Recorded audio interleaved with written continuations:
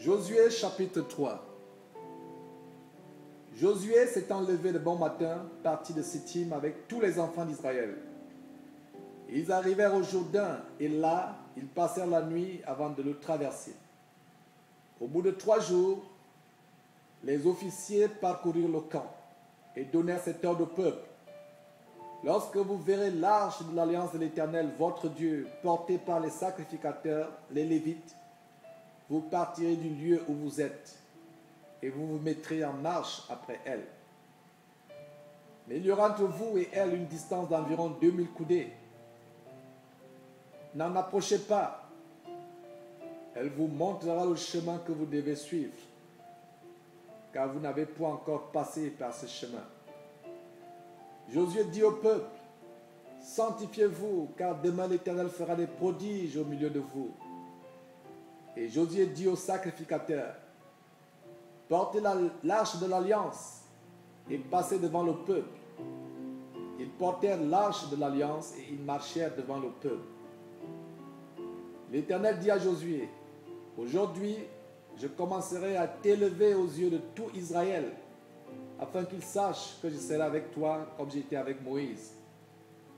Tu donneras cet ordre aux sacrificateurs qui portent l'arche de l'alliance. Lorsque vous arriverez au bord des eaux du Jourdain, vous vous arrêterez dans le Jourdain. Josué dit aux enfants d'Israël, approchez et écoutez les paroles de l'Éternel votre Dieu. Josué dit, à ceci, vous reconnaîtrez que le Dieu vivant est au milieu de vous, et qu'il chassera devant vous les Cananéens, les Hétiens, les Éviens, les Phéréziens, les Girgasiens, les Amoriens et les Jébusiens. Voici, l'arche de l'alliance du Seigneur de toute la terre va passer devant vous dans le Jourdain. Maintenant, prenez 12 hommes parmi les tribus d'Israël, un homme de chaque tribu.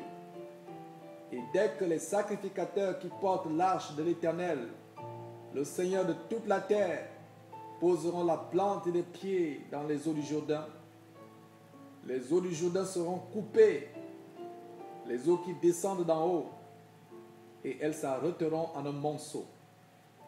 Le peuple sortit de ses tentes pour passer le Jourdain, et les sacrificateurs qui portaient l'arche de l'alliance marchèrent devant le peuple. Quand les sacrificateurs qui portaient l'arche furent arrivés au Jourdain, et que leurs pieds se furent mouillés au bord de l'eau, le Jourdain regorge par-dessus toutes ses rives tout le temps de la moisson, les eaux qui descendent d'en haut s'arrêtèrent et s'élevèrent en un monceau à une très grande distance, près de la ville d'Adam, qui est à côté de Tartan, et celles qui descendaient vers la mer de la plaine, la mer salée, furent complètement coupées. Le peuple passa vis-à-vis de Jéricho.